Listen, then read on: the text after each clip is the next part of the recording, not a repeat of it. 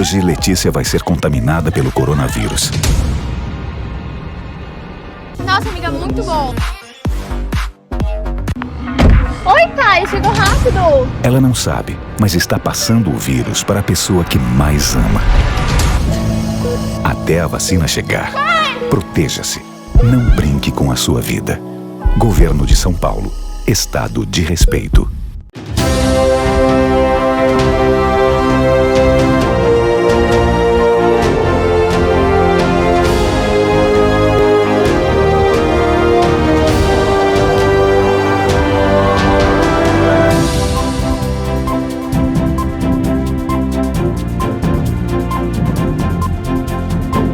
Começa agora mais um programa Brasil em Questão, com os principais fatos da política, economia e saúde que interferem diretamente na vida do cidadão brasileiro. Conosco, Mário Covas. Tudo bem, Mário? Oi, Walter. Oi, pessoal que está nos assistindo aqui. Prazer estar de novo aqui conversando com vocês. Prazer é nosso. Olha, Mário, hoje a gente vai receber o Rosieli Soares, secretário da Educação do Estado de São Paulo. Ele é advogado, foi secretário da Educação do Estado do Amazonas, ministro da Educação no governo Temer e agora é o secretário de Educação do Estado de São Paulo. Tudo bom, secretário? Está bem? Boa noite. Bom estar com vocês aqui, Walter, Mário, assim, com todos que nos assistem. Debater educação é sempre importante, é um prazer estar aqui com vocês. Secretário, o governador João Dória anunciou que o estado de São Paulo todo estará fechando os serviços não essenciais agora, né, no final de semana, no sábado. Quais as considerações a respeito? Quais os impactos que o senhor está sentindo? Bom, acho que, primeiro, Walter, esse é um tema sempre muito importante. A gente está vivendo uma pandemia que ninguém tem um aprendizado anterior, né? Não existe nada semelhante que a gente tenha vivido, por exemplo, aqui no nosso país ou mesmo em outros países. E digo isso porque a gente está vivendo um outro momento com novas cepas, onde as pessoas cansaram muitas vezes de cumprir regra. O carnaval de rua não teve, mas teve muita festa de carnaval. E a gente está vivendo a consequência disso. Teve muita gente em bar, teve muita gente em praia, teve muita coisa, é consequência desses atos que a gente está acontecendo. No Natal, muita festa familiar, né? Agrupamentos, pessoas sem máscara, né? Eu estou no ambiente sozinho, vocês também estão em ambiente sozinhos, então isso, não cumprir as regras, mesmo em ambientes daí que a gente acha que está mais seguro, acaba trazendo isso. E quais são as consequências? Agora, a gente precisa endurecer. A gente chegou num nível de ocupação de UTIs que a gente precisa realmente endurecer. Mas a gente precisa fazer escolhas. E aquilo que é essencial. E aí a educação, neste momento, ela torna-se, sim, essencial. O governador João Dória, no dia 17 de dezembro, decretou que a educação não fecha nem no vermelho. E o que a gente falou hoje nós estamos cumprindo aquilo que a gente falou lá atrás. A gente tem menos casos, a gente tem controle da situação. Quando você vai num restaurante, Walter, você senta para comer, você não sabe quem que são as pessoas que estão ali perto de você. Nem o restaurante sabe. A gente sabe quem é que foi na segunda-feira na escola de manhã, à tarde, por horário, quem teve contato com quem. Então, a gente consegue rastrear e, com isso, obviamente, você consegue ter mais controle. É uma diferença muito grande. E educação, do outro lado, tem que ser essencial. A gente tem que parar, né, de só em época de eleição dizer que a educação é prioridade nesse país. Se a gente diz que educação é prioridade, como é que a gente não vai priorizar agora, nesse momento essencial? Porque está trazendo um problema geracional. Este peso, esta conta será cobrada do país, será cobrada de todos os estados. A falta da educação básica que vão ter essas crianças vai ser, sim, um grau de dificuldade a mais. Por isso, priorizar para o bem emocional, para o desenvolvimento cognitivo, por todos os aspectos das nossas crianças, com os cuidados, não é abrir de qualquer jeito, é fundamental nesse momento. Então, acho que temos que fazer o sacrifício, não é abrir a escola para todo mundo, é essencial, mas é abrir neste momento para quem precisa, Walter. Estava pensando o seguinte, é óbvio que durante todo o ano passado, que a gente teve muito da educação remota, etc., houve muita reclamação, e acho que com propriedade, de que o ensino remoto ele acaba sendo mais prejudicial ao aprendizado. Por quê? Porque há mais dispersão, há mais dificuldade, especialmente quando a idade é menor, não é? Então, seja na pré-escola ou com as idades menores. Não é? E certamente hoje você vai encontrar uma gama de alunos que tem um grau de aprendizagem diferente, ou seja, porque eles não passaram pelo mesmo, apesar de passar pelo mesmo processo todo mundo, mas cada um conseguiu captar de uma forma diferente. E esse talvez seja o grande desafio da área de educação, identificar aqueles alunos que têm mais necessidades em função de outros. Não necessidades do ponto de vista econômico, mas dificuldades de aprendizagem. Então, a minha pergunta, secretário, se essa aferição,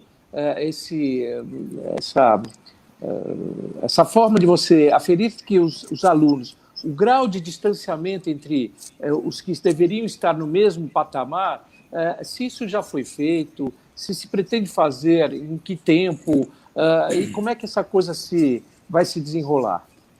Bom, eu acho que uma coisa que é importante, que a gente até falou hoje, e tem falado bastante, quem são os que mais precisam, né? Qual que é o conceito de quem mais precisa?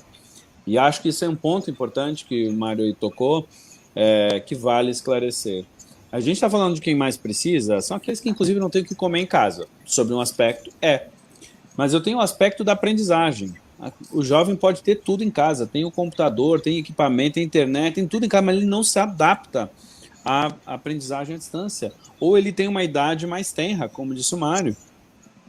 Educação infantil, alfabetização, por exemplo, são casos onde o processo educacional, obviamente, a distância é muito, muito complexo. De uma coisa que nós nem temos o conhecimento ainda, porque sempre foi uma coisa de não fazer, né? Aí as pessoas acham que agora virou uma solução mágica, pronto, agora tudo funciona. Não é assim, não é assim. Nós temos clareza disso. Não fazer também é pior. Então, fazer é o mínimo que a gente pode fazer. Mas nada substitui a educação presencial. Seja para a criança que tem a dificuldade do cognitivo, seja para a criança que tem alguma deficiência, né? A gente tem falado pouco sobre ele. Você imagina uma criança que que é autista, tem Asperger, por exemplo. Ela precisa de rotina. Aí nós começamos a voltar, a criança começa a se adaptar, a criar uma rotina, e a gente vai interromper por 15 dias. Para essa criança, para esse jovem, é pior ainda. Nós precisamos olhar. Então, tem muitos diagnósticos, Maria. Isso tudo é para dizer o seguinte: eu tenho que olhar para o aspecto socioeconômico, eu tenho que olhar para o aspecto da aprendizagem. A gente já começou, sim, a fazer os diagnósticos em relação a isso, mas eu preciso olhar para outros aspectos, inclusive emocional.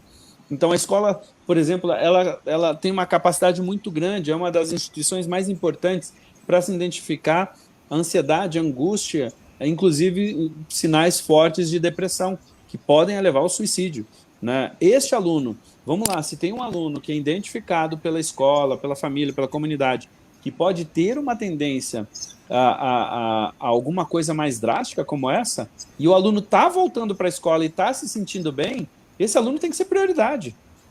Não dá para você interromper um processo para um aluno desses. E é isso. Você então tem o caso do aluno que a gente identifica que a aprendizagem à distância é muito mais difícil para ele. Então esse aluno também é uma prioridade. E dentro dos espaços possíveis, com rodízio, com cuidado, priorizando realmente quem precisa em vários desses aspectos, a gente tem diagnóstico, a escola consegue olhar para dentro de si, para dentro do seu corpo, para dentro, né, do seu corpo docente e discente, e identificar esses casos, Mário. A gente tem muitas ferramentas já aplicadas. Secretário, me permita, Walter, fazer uma pergunta, uma curiosidade. Aqui na cidade de São Paulo, houve uma ideia que me pareceu bastante interessante, dos protocolos de prevenção, álcool, temperatura, aquelas coisas todas. Se acabou agregando uma série de mães de alunos como trabalhadores temporários para ajudar nesse tipo de coisa, porque alivia um pouco também a sobrecarga que teria o profissional de educação de fazer, além do ensinamento, esse tipo de controle. Há alguma ideia nesse sentido no Estado de se fazer também, secretário? Mário, é excelente. Aliás, eu adorei tanto essa ideia que quando eu li num meio de comunicação, no mesmo minuto eu entrei em contato com o secretário municipal de educação para entender o que era a proposta do município com mais detalhe, porque eu realmente achei muito interessante, concordo plenamente com você, sim, além de ajudar muito a escola, né, porque essa pessoa vem para dentro da escola para ajudar nessas funções e em outras, obviamente, você também tem a função social de ajudar alguém da própria comunidade que precisa Exato, muito. exato. Num momento tão difícil, achei assim fantástico. E sem aquela amarra, né, secretário, de ter aquele compromisso de longo prazo, como é um funcionário estável, concursado, etc., que aí ele fica um trabalhador temporário. Enquanto você tem a necessidade, ele está lá auxiliando. Além de ser mãe de alunos, e, portanto, você tem uma dose de amor e de carinho adicionado no trabalho que está sendo feito, né? Ela achei também a vive ideia na muito comunidade, né? interessante. Não, eu concordo. A gente está trabalhando. Chegamos a estudar a possibilidade de fazer um convênio com a própria prefeitura para acelerar aqui, mas aí teve um impedimento legal para isso. Mas a gente gostou tanto, o Rodrigo Garcia, o governador João Dória também, que a gente está trabalhando para mandar uma lei para a Assembleia nos mesmos termos. Que bom, Nós estamos trabalhando para criar, inclusive, olhando muito para esse exemplo aqui da Prefeitura de São Paulo. Espero que chegue rápido na Assembleia, está em últimos detalhes ali. E eu tenho certeza que a Assembleia vai aprovar. É o tipo de projeto que é unanimidade com celeridade. Você já foi vereador, porque, imagina, olhar para o lado nesse tempo aqui, eu estou falando só na educação, 6, 7, 8 mil pessoas que eu vou poder ter ajudando as minhas escolas que precisam e muito. A gente precisa e muito. E ajudando também essas famílias, né? Faz uma diferença brutal. Sem dúvida. Secretário, no cenário atual, o Estado de São Paulo ele tem 36% de matrículas no Brasil. Tem uns 3 milhões de alunos que estavam frequentando a escola pública antes da pandemia. Lá no ensino regular, mais 5 mil escolas estaduais do Estado de São Paulo. Como é que está a retomada das aulas presenciais do Estado e como é que fica agora nessa pandemia, nesse período de lockdown agora que está estendendo? Bom, vamos lá. A gente teve, no ano passado, eu vou rememorar, né? No ano passado, no dia 8 de setembro, nós autorizamos atividades extracurriculares, reforço, recuperação, e foi muito importante, porque ali a gente começou a dar alguns passos, né? O prefeito Bruno Covas teve coragem, autorizou na cidade de São Paulo a gente começar as atividades no início de outubro, importantíssimo, porque a gente também foi aprendendo com esse processo e foi dando passos, né? Depois ele autorizou para a gente aqui o ensino médio, voltamos já em algumas escolas com atividades do ensino médio, então foi uma volta crescente, onde a gente teve muita oportunidade de aprender. Eu digo não só a gente ali na secretaria, mas é o diretor da escola, o próprio professor, para entender, olha, para aí, esse negócio de que não cumpre o protocolo não é tão assim, não. A criança cumpre. Por exemplo, se falava muito que a criança do 1º ao 5º ano não cumpria com o protocolo. A gente não tem problema de descumprimento de protocolo com criança. Nós não temos problema de descumprimento de protocolo com criança.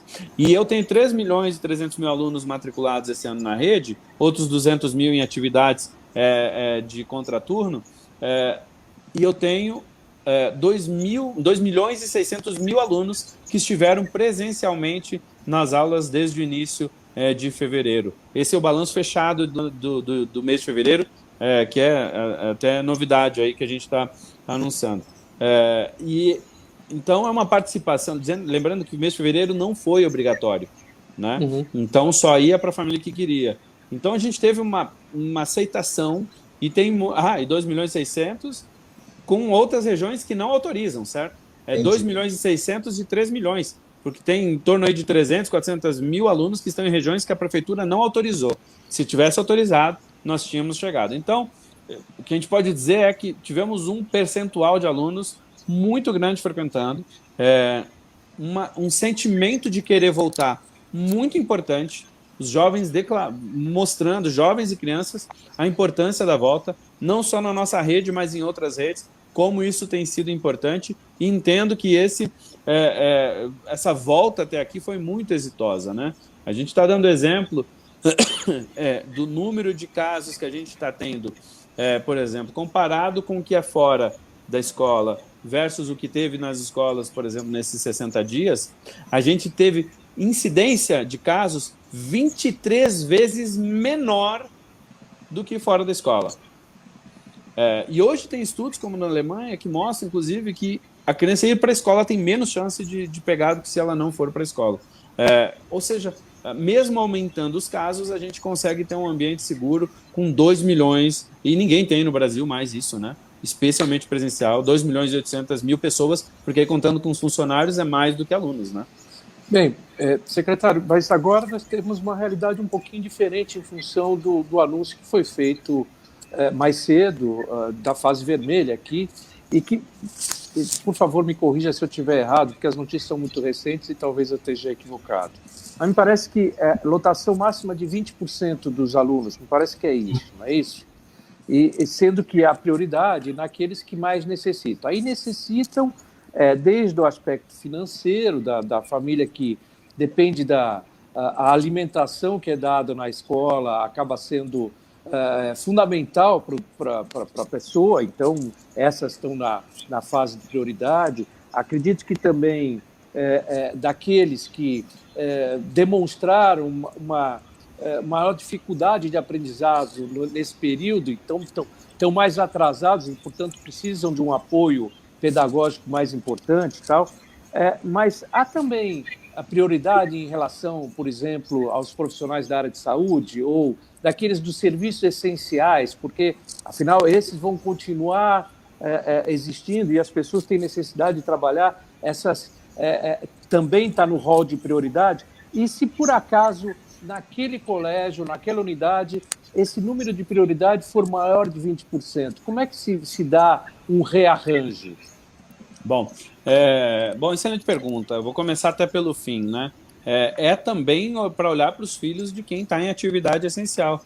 Você imagina a enfermeira que está enfrentando, trabalhando lá enlouquecidamente para ajudar a salvar um tanto de vida e ela não tem o suporte da escola para o filho dela, né? Que ela não consegue, enfim, ter certeza que o filho pode estar tendo acesso à educação com todo. Isso serve para ela, para o médico, para o técnico de enfermagem, para outras pessoas que trabalham na limpeza no hospital ou no supermercado, ou são atividades que a gente não sobrevive sem, né?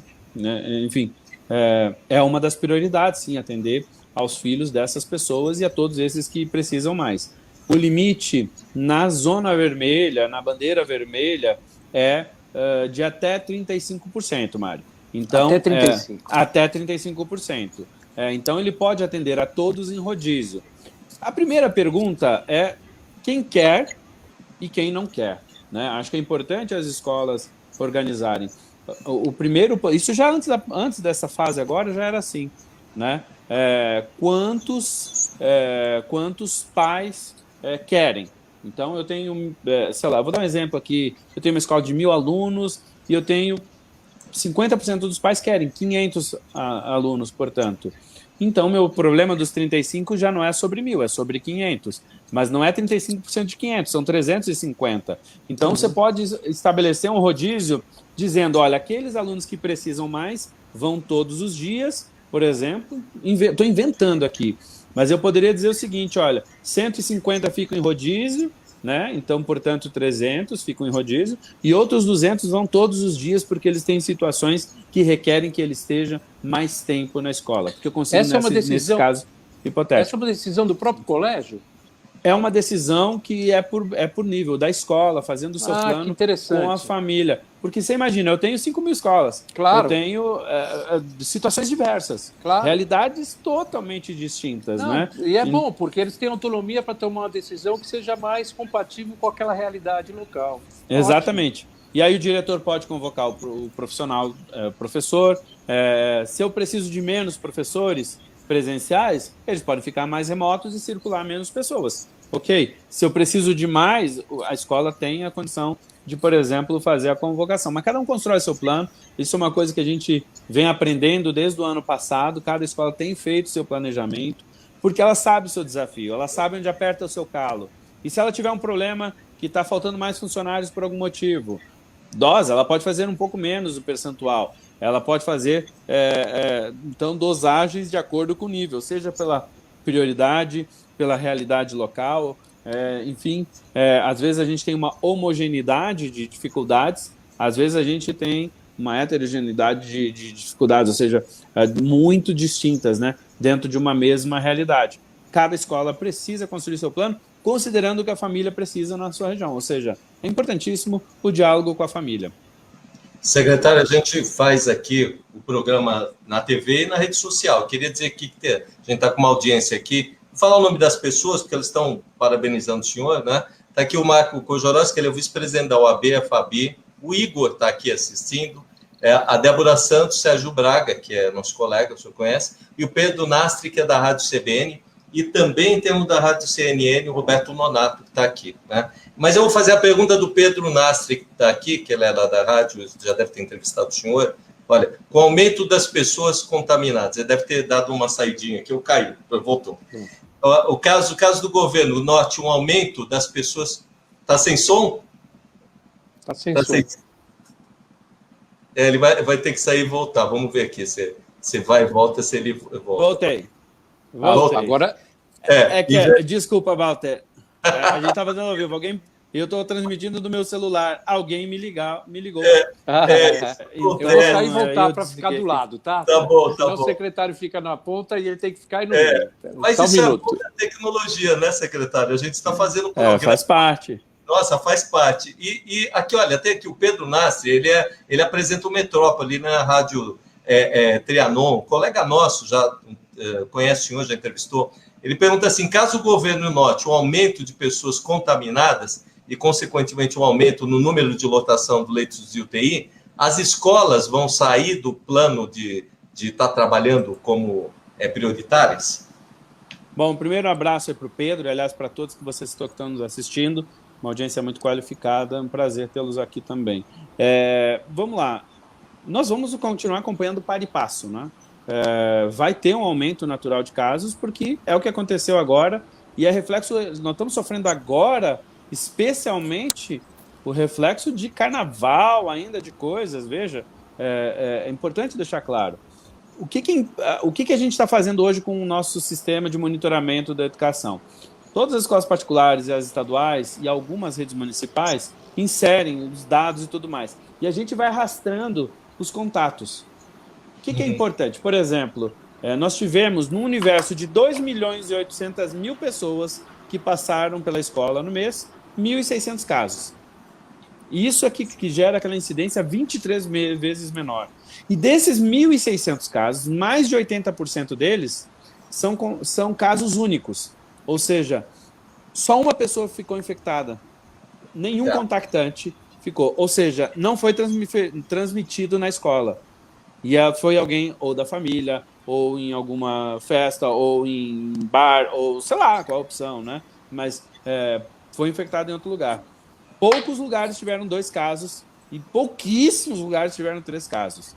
Por exemplo, a gente teve um caso de uma escola onde tiveram 3 professores. A gente foi olhar o que era, olhamos, não era, fizeram o planejamento, tudo certinho, de máscara, todo mundo usando máscara. Ouvimos os professores, não tem como, todo mundo estava cumprindo o protocolo e tal, distanciamento. Aí a gente foi conversar com os 3 professores. Deram carona um para o outro. Na carona, eles se sentiram mais à vontade, tiraram a máscara, um estava infectado, acabou infectando os outros 3. Inclusive, a gente fechou essa escola. Olha, não teve nenhum outro camisão, ou seja, não teve a transmissão dentro da escola, foi dentro do carro. E, inclusive, a gente melhorou e está melhorando cada vez mais. Então, aumentar os casos tem a ver com a escola? Porque a pergunta sempre importante é, a escola é sim um fator ou não de infecção-transmissão? Né? Hoje no mundo inteiro não é. Mas mesmo, então, se a saúde disser que aumentando o número de casos é importante, eventualmente, fechar as escolas, obviamente a gente vai sempre seguir. A discussão no centro de contingência não foi por esse caminho. Né? O centro de contingência entendeu claramente que não é o fator na escola. E a gente tem um peso muito grande de saúde, inclusive, por não ter a escola funcionando. Mas essa é uma avaliação e uma reavaliação constante, que a gente está fazendo a todo momento na pandemia. Mas hoje a perspectiva é de não fechamento. Mas, vejam só, uma diminuição de pessoas. Diminuição em que sentido? A gente tem aconselhado as famílias. Seu filho tem como acompanhar assim, a aula à distância? Tem como fazer as atividades online, pelo menos nesse período? Se puder, fica em casa com o filho. Se ele precisa, se ele tem dificuldade, a escola está aqui para ajudar. Secretário, Walter, me permita fazer uma pergunta aqui. Na semana agora, eu acabei participando de um debate e tinha uma pessoa que era da POSP.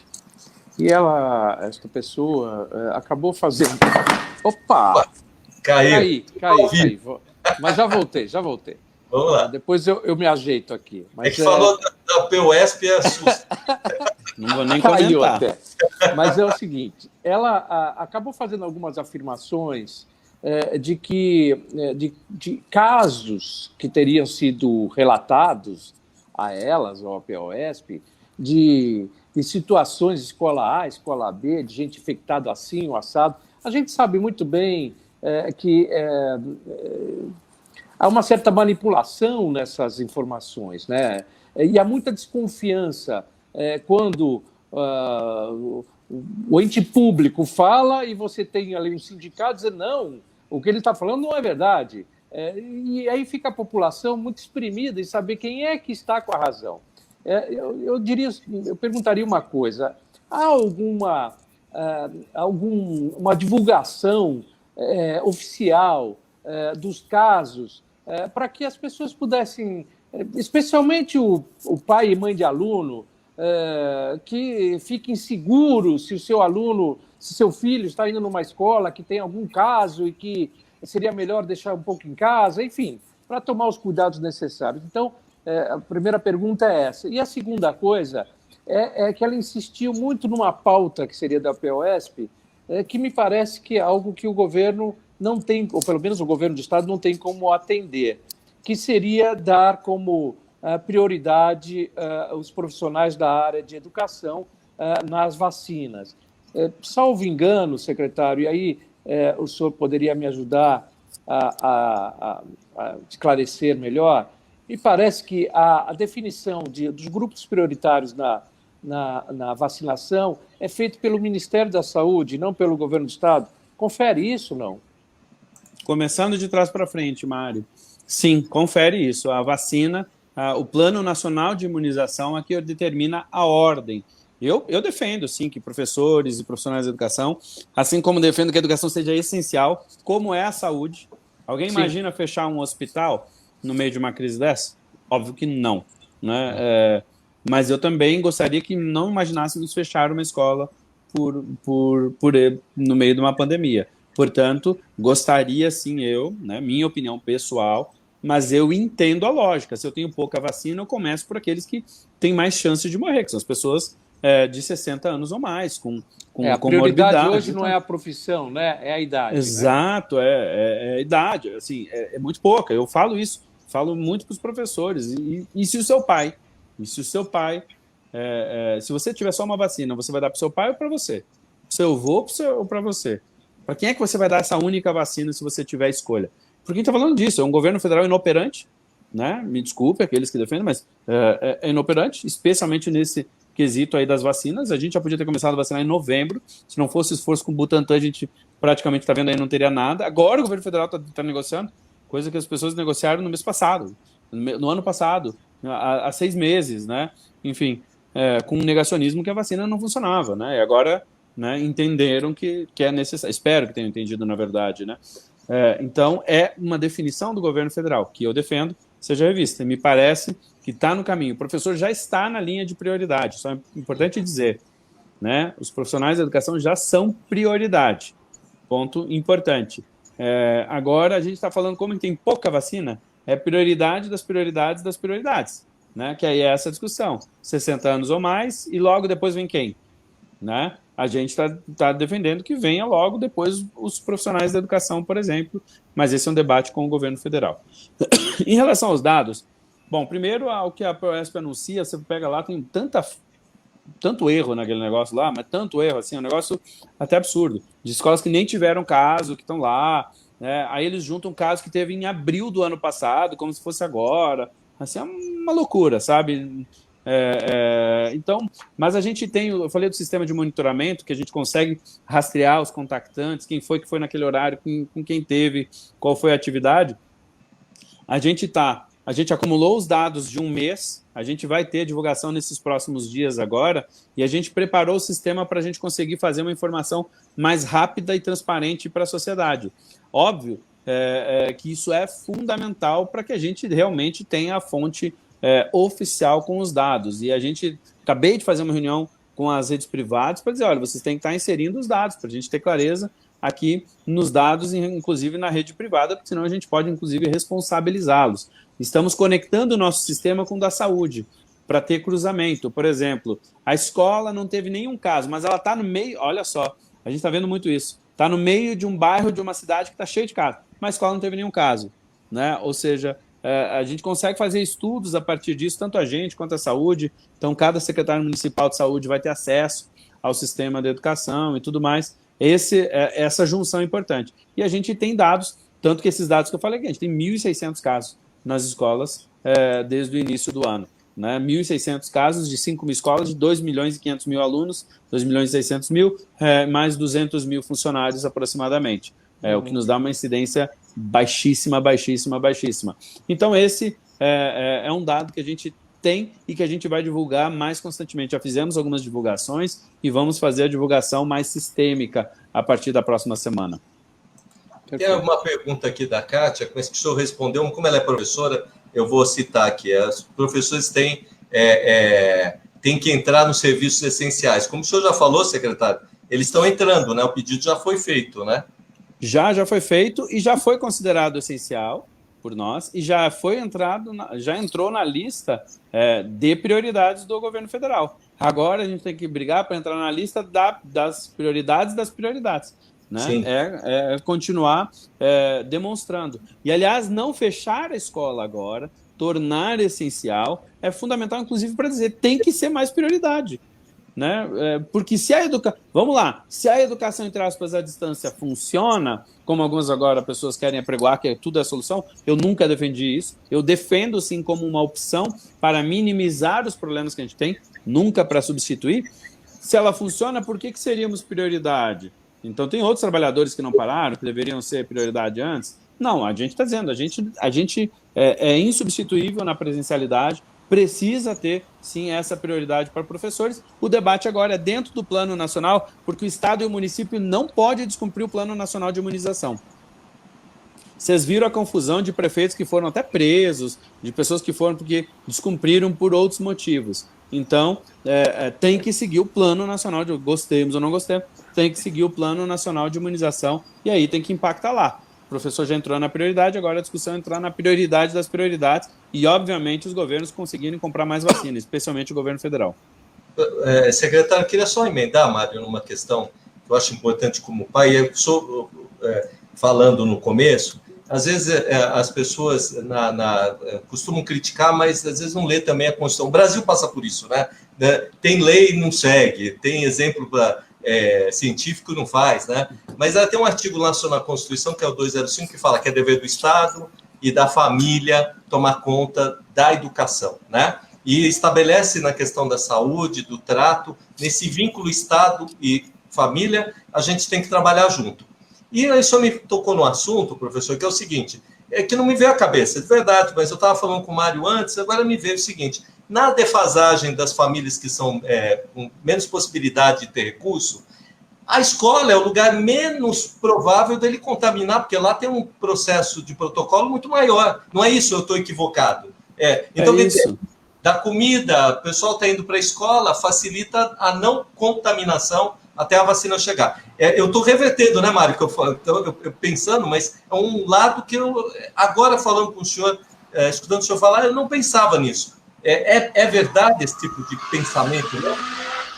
Total, inclusive tem estudos a respeito disso. O menino solto na rua, o menino em outros ambientes, ele acaba não aprendendo, inclusive, muitas vezes, protocolos.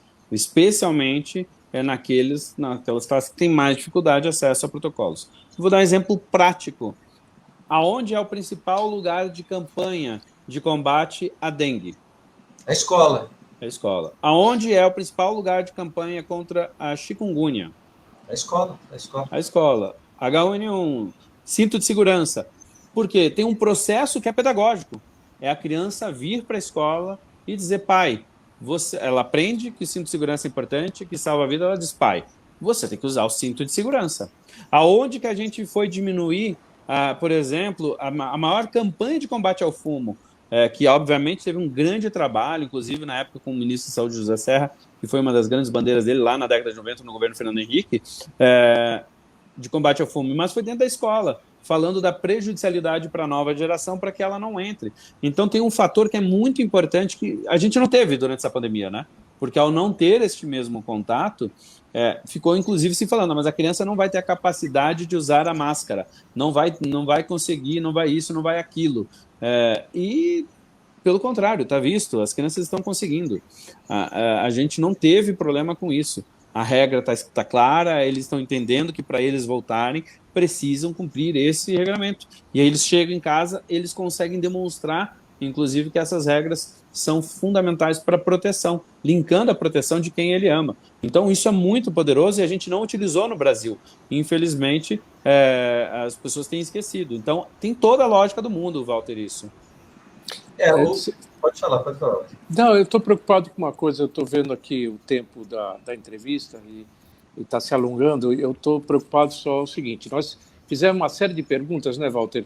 Que matam um pouco a curiosidade nossa e no nosso entorno, que perguntam também, pedem para a gente fazer as perguntas e tal.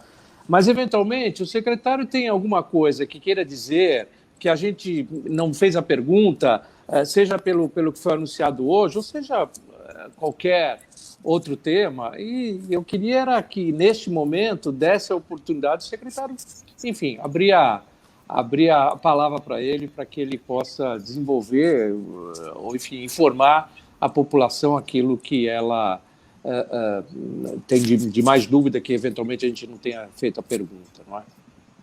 Sabe, Mário, eu gosto de, quando eu tenho a oportunidade de destacar, algo até que o Walter, de uma certa maneira, falou, né? Que a Constituição mesmo prevê a família e a escola, né, como duas instituições responsáveis pela educação. Não é nenhuma nem outra, são as duas, com papéis distintos, né? E aí, para o pai que nos assiste, por exemplo, dizer, pai, você não substitui o papel da escola.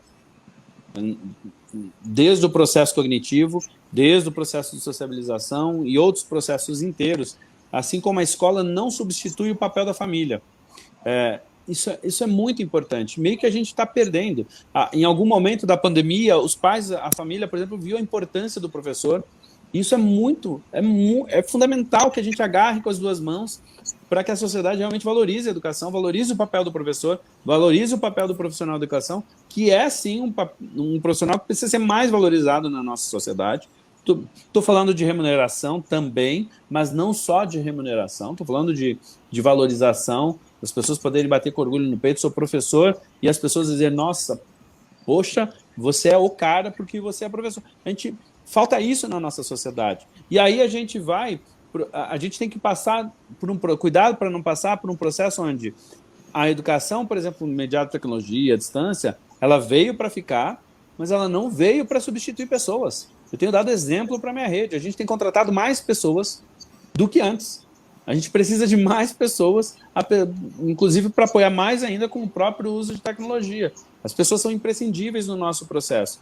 Então, a gente não pode achar que simplificar, ou seja, botar tudo para online para diminuir as pessoas circulando e tal, vai resolver. Não vai. O seu filho está regredindo na educação. Não é nem que ele não está avançando. Muitas crianças estão regredindo. Crianças que estavam em processo de alfabetização, que sabiam escrever o nome, desaprenderam, voltaram para trás. A gente não está perdendo alguns meses. Eu dou o exemplo da criança que fez o 2º ano no ano passado, Mário e Walter. A criancinha fez o 2º aninho no ano passado, está no 3º ano esse ano. O ano passado ele não teve aula presencial, ele não conseguiu consolidar a aprendizagem do 1º ano do ensino fundamental. Então, veja, o segundo ano você aprende coisas novas e consolida coisas do tempo anterior também. Por isso que é um ciclo de aprendizagem. Não teve esse processo de consolidação. E esse aluno está no terceiro ano. Então, nós estamos no terceiro ano, tendo que nos preocupar, e o professor está na sala de aula, sabe disso, tendo que se preocupar com habilidades do primeiro aninho. Isso nos anos mais importantes. Esse efeito pai e mãe, isso não se recupera como as pessoas imaginam. Né? A POS gosta de dizer, educação se recupera, vidas não. Vidas realmente não se recuperam, mas a educação também não, e ela impacta diretamente na vida. Tanto que é jovem se matando, tem jovem sofrendo, tem pessoas, né? Os professores têm desejado voltar. Não teve nem adesão à greve. Então está na hora da gente olhar primeiro e tirar essas amarras do debate. Não é voltar de qualquer jeito, não é voltar com todo mundo ao mesmo tempo. Tem que ter responsabilidade nesse processo, sim, proteger vidas, sim, mas não dá para negar que nós temos prejuízos que são gigantescos, imensos para a nossa sociedade, para as famílias, e eu acredito fielmente que a escola é um espaço fundamental junto com a família. Está na hora da família vir para dentro da escola e ajudar mais o professor, apoiar mais o professor, ajudar a fazer essa mudança, assim como a escola tem que estar aliada à família nesse processo. Especialmente depois disso tudo, isso precisa ser um legado dessa pandemia, e eu não vejo esse debate de verdade, né? Eu vejo muitas vezes a imprensa fazendo perguntas simplesmente para tentar pegar uma frase de efeito, para tentar arrancar alguma mídia, algum ibope, né, em relação à audiência, aumentar a audiência, então tenta fazer uma coisa mais polêmica, e a gente acaba não mergulhando naquilo que é essencial. Debater a educação é aquilo que é o essencial. Então, está mais do que na hora da gente posicionar esse debate naquilo que é fundamental e sério. Eu acho que até a sociedade avançou bastante, né? Tanto que a gente vê o movimento da sociedade dizendo a gente precisa das escolas abertas, né?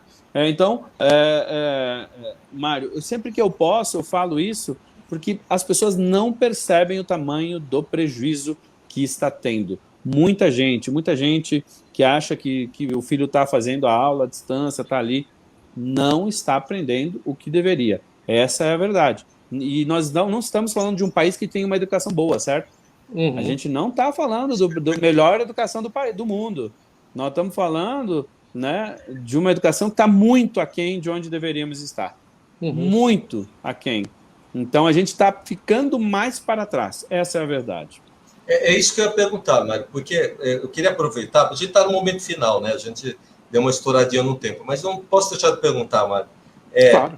Secretário, o senhor tem experiência no Amazonas, o estado está pior ali, né, com a relação da Covid e tal, mas foi secretário de Educação no Amazonas, um estado ali, pé, né? Depois, ministro da Educação, né? E depois a Secretaria de Educação de São Paulo, com essa dimensão enorme, né? Quase 120 mil professores, um corpo enorme, o orçamento enorme e tal.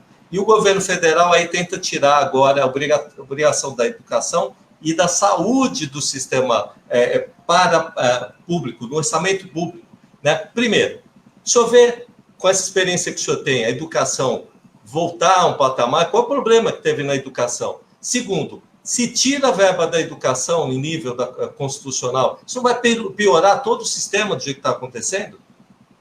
Não, e não tem nem lógica. Acabou de aprovar o Fundeb, que é constitucional, obrigatoriedade constitucional, que faz parte dos 25%. Acabou de aprovar, fazem poucos meses que aprovou isso no mesmo Congresso. Aí você vira agora trazer uma pauta de desconstitucionalização, tirar os limites, né, de 25% da educação e de 18%, 15%, desculpa, da saúde. Para mim, nós não temos maturidade para isso. Eu entendo qual é o debate, acho que ele é necessário, mas não é o momento. Não é o momento. O momento é de a gente aumentar os investimentos em educação. Pega qualquer momento pós-guerra, por exemplo, que é comparável, agora mais do que nunca é comparável ao que passaram países. A gente pode não ter o prédio destruído, mas a gente tem as pessoas morrendo, né? Então, num pós-guerra, o investimento que fez diferença em qualquer sociedade, fecha o olho. A Alemanha foi educação, Japão foi educação, Coreia do Sul, nem se fale. a própria China, né? Então, assim, não existe outro investimento, não existe outro caminho. As pessoas adoram falar de economia, certo? Vamos melhorar a economia, precisa melhorar. Adoro quando ouço os economistas falando de prognóstico, tem que fazer isso, tem que baixar juros, tem que controlar a inflação e tal. E nenhum deles fala do investimento em educação, mas eles adoram falar de produtividade. Pois bem, nós precisamos de 4 brasileiros para fazer o trabalho de um americano. A gente precisa de 5 ou 6 alemães, não me lembro mais exatamente o número do último estudo, de 5 ou 6 brasileiros para fazer o trabalho de um alemão.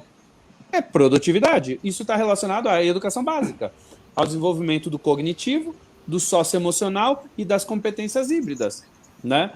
Porque como eles têm o melhor desenvolvimento, Walter, obviamente eles produzem mais. Ao produzirem mais, eles realimentam a sua economia.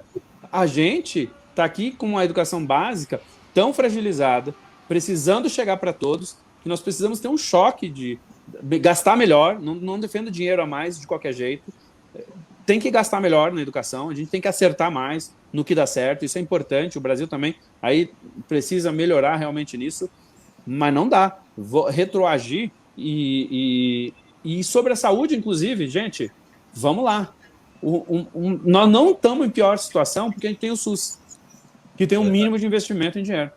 Os Estados Unidos, eles estão assim, para eles fazerem agora a vacinação, é um esforço tremendo. A gente só não está vacinando muito mais gente, muito mais rápido em qualquer lugar do mundo, porque a gente não tem a vacina. Porque o governo federal, irresponsável, não comprou a vacina. Mas o sistema de saúde, gente, com todas as dificuldades, se você for para outros países, você chega na porta do hospital, a pessoa paga, querido. Não tem um sistema de saúde público como o nosso, apesar de todos os problemas de novo. Aí você vai desinvestir, quanto que vale o equilíbrio entre educação com saúde para uma sociedade? Se a gente acertar a mão nessas duas vias aqui, eu tenho certeza que a gente, como país, pode dar um salto. Agora, inclusive, tem que acertar mais o investimento, aonde, no quê, e também, obviamente, olhar para isso como algo que dá retorno, né? E dá muito retorno. Educação é o que, de fato, vai transformar a nossa sociedade. Secretário, Mário, a gente estourou o tempo, vou ter que entrar no intervalo, mas queria agradecer a participação do senhor, viu, Mário? E dizer que as portas estão abertas aqui. Mário, você quer se despedir do secretário?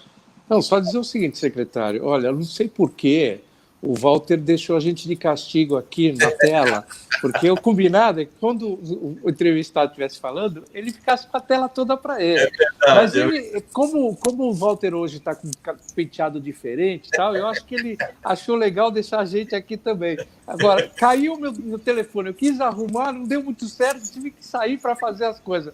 Tudo bem, Walter, já entendi. Secretário, foi um grande prazer participar consigo aqui. Foi muito elucidativo toda a sua participação.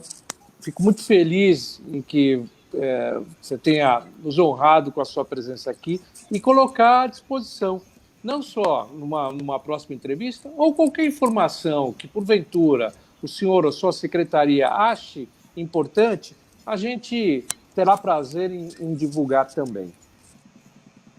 Secretário, acho que tem até... Oi, voltou? Voltou. Deu aquela congelada. Não, eu quero agradecer primeiro a oportunidade de estar aqui. Esse debate é sempre importante. Assim como eu falei aqui no final, o que eu gostaria de falar é isso. Precisamos falar mais de educação, falar mais de verdade do problema lá no chão, o que é que acontece, ser mais técnico nessa discussão, e mais técnico, inclusive, dentro das famílias, né? Fazer uma discussão fora de fake news, mais próximo do que é realmente prioridade. E eu agradeço muito o espaço, queria agradecer muito Mário e Walter pelo convite de estar aqui. Marcamos antes e acabamos pegando talvez um dos dias mais importantes aqui de debate para a educação, né? Ver como é que né, Mário? Mas eu acho que é importante ocupar esse espaço. Porque pode esclarecer uma série de coisas, né? A gente está abrindo espaço para esclarecimento. Eu fico muito feliz, porque isso é sorte da gente, porque, de fato, de antemão a gente não saberia o que ia acontecer hoje, né? É verdade. Enfim, aconteceu isso. Infelizmente, um anúncio que a gente não gostaria que tivesse ocorrido, né? Mas, se ocorreu, é bom que a gente tenha um espaço de esclarecimento. Muito obrigado, secretário. Obrigado. Muito obrigado, Walter, e a todo mundo que nos assistiu aqui. Foi um grande prazer estar com vocês aqui. Hoje, Letícia vai ser contaminada pelo coronavírus. Nossa, amiga, muito bom. Oi, Thay, chegou rápido. Ela não sabe, mas está passando o vírus para a pessoa que mais ama. Até a vacina chegar. Proteja-se. Não brinque com a sua vida. Governo de São Paulo. Estado de respeito. Aqui, pronto. Só para encerrar o programa, Braga, né? Porque a gente está com poucos minutos, então queria um comentário de vocês, porque foi polêmico o debate. Teve bastante participação. A gente chegou ao pico de ter 200 pessoas participando, né? Pessoas contra, pessoas a favor, porque a educação é um problema a se discutir sempre, né? Braga. Bom, antes de mais nada, eu acho que a participação de todos nesse tema, que é tão presente na vida de todo cidadão, todos são pais, Aqui, todos têm filhos pronto, nas só para escolas, encerrar né? o programa, Braga. É do Braga, que está com o telefone ligado e deu delay, viu? Tem filhos nas escolas, né? Tá Aprendendo a vivo, né? Está ao vivo, né? E a gente que fez CBN, a gente sabe como é que é. Agora acabou, tá vendo? Deu delay. O pico de ter 200 pessoas participando. Olha lá, ele não para, né? Braga, não dá para desligar o telefone? Mas não tem, de qualquer forma aqui, deixa eu tentar ajustar, me perdoe, mas isso é o começo... O telefone ligado e deu delay. Mas, de qualquer forma, eu acho que foi excelente o trabalho. Hoje, a participação do secretário, né? Eu estou tentando desligar. Pode. Você sabe que isso que é a parte legal e vai aparecer. A gente tem mais 30 anos de jornalismo e acontece isso direto, né, Braga, com a gente, né? Essa é a parte interessante. Fazer coisa assim ao vivo, acontece dessas coisas mesmo, não tem problema. Eu acho que isso fica mais humano, mas não fica menos robô essa coisa assim, né? Então tá ótimo. Eu não tenho crítica em relação a isso, não. Mas olha, até o comentário do dia seguinte, a pena que talvez o comentário seja isso, e não a palavra tão consistente do secretário. Não, mas eu identifiquei o problema aqui, estava ao mesmo tempo ligado na transmissão, né? E é lógico que todo o tempo aí que a gente tem é precioso, né? Então eu encerro só com essa reflexão na minha participação breve, mas o próprio secretário já é a pessoa mais importante, mais qualificada para poder comentar tudo isso que a gente está vivendo no dia a dia, né? E é lógico chamar a atenção de todos, né, para a importância, né, o prestígio que o profissional de educação deve ter, o respeito que ele deve receber de todos, né? E é lógico os nossos agradecimentos mais profundos a todos esses profissionais, sejam da rede pública ou da rede privada, que estão realmente se virando nos 30 para poder atender toda essa população, todos esses alunos no Brasil, não só em São Paulo, municípios, os 645 municípios aqui de São Paulo, mas também nessa situação toda de pandemia, que são eles também que vão levar para frente, e tomara que a gente não tenha aquele ano perdido, infelizmente, da educação diante dessa pandemia. Não, Mário? Pois mas infelizmente não é esse o prognóstico que se faz, né? Eu tenho uma filha de 5 anos e que durante todo o ano passado, ainda na pré-escola, fez a distância e agora ainda a escola está dividida entre uma parte à distância ou não. E eu posso testemunhar que o comportamento dela é diferente. Essa pandemia fez com que ela ficasse muito mais insegura, então está muito mais dependente da mãe do que era. E a outra coisa é que o nível de concentração à distância, talvez para os mais velhos seja diferente. Acho que não. Mas para as crianças, o nível de concentração é muito, muito menor à distância. Até porque você pega a tela, ela assistindo a aula dela, você vê várias crianças na tela. Você vê uma que some da tela, tem outra que está olhando para o céu, porque elas não tem aquela... é diferente da classe. Na classe, mesmo que converse com um amiguinho e tal, eles estão antenados no que está acontecendo ali. A professora tem mais controle sobre o grupo, né? Então, é complicado. E o dos mais velhos, o que a gente tem de notícia também, de gente, inclusive, que está em universidade e tal, é que simplesmente desliga a câmera, desliga o microfone, você não sabe se a pessoa está lá mesmo ou não, né? Então, é um sistema que certamente nós vamos ter um reflexo negativo do aprendizado, na minha opinião, ao longo do tempo. Por isso, é tão importante fazer um esforço agora para a retomada, de um lado, na minha opinião também, né? A retomada de um lado, e também você ter mecanismo de aferição, o quanto que essas pessoas estão defasadas. Porque eu acho que o desnível entre os alunos vai ser diferente de aluno para aluno.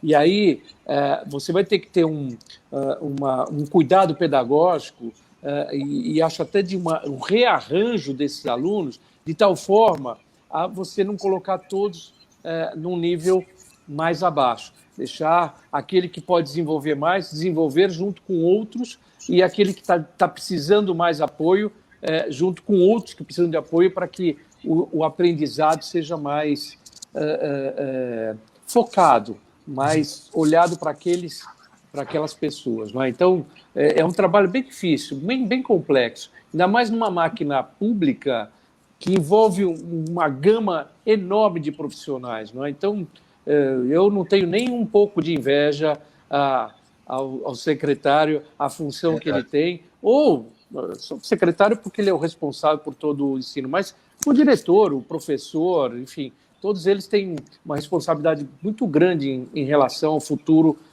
desses jovens que estão aí na escola, não é? Talvez um minuto agora só, que é a pergunta que eu gostaria de fazer, lógico, com relação à fase vermelha, né? Que a gente entra a partir desse sábado, né, até o dia 19, 14 dias aí, com restrição de movimentos, né, na cidade de São Paulo, no estado de São Paulo. Né, São Paulo, o Brasil está à beira de um colapso, né, infelizmente, com essa Covid. Algumas considerações nesse sentido, Mário? Olha, eu temo que aquilo que a gente tinha... Quando você fez os hospitais de campanha, lá no início, lá o ano passado, não só aqui em São Paulo, mas no Brasil inteiro, a ideia era você ter uma oportunidade de ofertas de leitos de UTI e de respiradores para as pessoas que tivessem mais graves na cometida do vírus, elas pudessem ser atendidas e não acontecer o que aconteceu em outros países, e você escolher aquele entre o que ia usar o aparelho, não ia usar, e aquele que ia viver e aquele que ia morrer. Não é? Hoje a gente está quase vivendo isso, porque o nível de lotação das UTIs no Brasil inteiro é extremamente grave. Em alguns lugares mais graves ainda do que outros. Não é? Eu temo que essa situação possa acontecer aqui. Portanto, o que eu desejo nesse momento é de que os governos se empenhem em retomada dos hospitais de campanha para que a população possa ser atendida. Eu estou vendo o tempo aqui, eu não quero me alongar mais, mas é um pouco essa a minha preocupação. É uma semana de saúde e recolhimento a todos, né? Muito cuidado, né?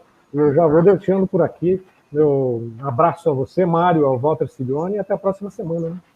Eu quero agradecer ao Mário. Mário, se despeça aí, eu termino o programa. Eu quero agradecer e dizer para o Walter, muito obrigado. Hoje fiquei quase que uma hora inteira aqui, fora a hora que caiu o telefone, mas do resto eu fiquei aqui o tempo inteiro. Achei que meu penteado tá bom e tal, mas foi muito legal. Eu saí ileso, viu? Eu saí ileso, porque o Braga teve problema no celular. Você caiu o telefone, eu toquei aqui. Ainda não terminou, hein? O programa não terminou. Eu só queria dizer o seguinte, estou muito feliz. Esse é o terceiro programa, 3 autoridades importantes estiveram aqui com a gente. Eu acho que a gente vem num ritmo muito bom. Estou muito feliz com esse programa, né? E com a participação de vocês e abrilhantado com os nossos espectadores, nossos ouvintes e com os nossos convidados. Muito obrigado a você, Walter, muito obrigado a você, Sérgio, e um abraço a todos. Então, até a próxima quarta-feira para vocês. A gente vai anunciar durante a semana, participa pelas redes sociais, dá o like, compartilha a favor ou contra a democracia. Um abraço, viu?